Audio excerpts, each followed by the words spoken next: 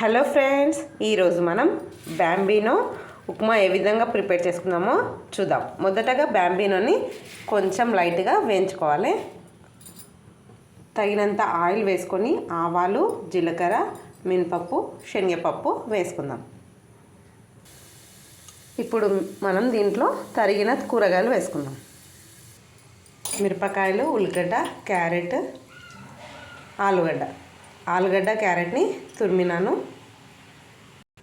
కొత్తిమీర కూడా వేసుకుందాం.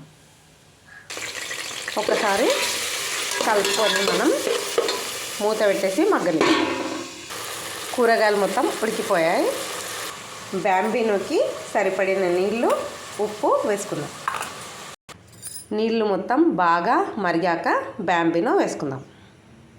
నీళ్ళు బాగా మరిగిపోయాయి. ఇప్పుడు బ్యాంబీనో వేసుకుందాం. వాటర్ మొత్తం పోయే వరకు మనం బ్యాంబీనోని ఉడికించుకుందాం. వేడిగా బ్యాంబీనో ఉప్మా ప్రిపేర్ అయింది. నేను చేసిన విధానం కనుక నచ్చితే లైక్ చేయండి, షేర్ చేయండి, సబ్స్క్రైబ్ చేయండి.